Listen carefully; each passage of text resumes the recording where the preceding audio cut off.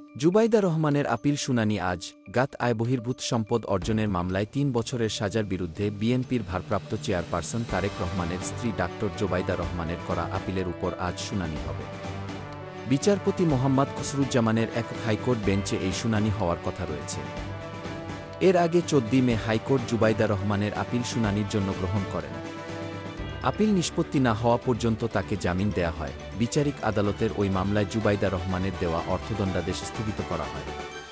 পাশাপাশি বিচারিক আদালতের নথি তলব করা হয়। প্রসঙ্গত, ঘোষিত আয়ের বাইরে ৪,৮১,৫৬১ টাকার জ্ঞাত আয়বহির্ভূত সম্পদ অর্জন এবং সম্পদের মিথ্যা তথ্য দেওয়ার অভিযোগে ২০০৭ সালের ২৬ সেপ্টেম্বর রাজধানীর কাফরুল থানায় মামলাটি করে দিল।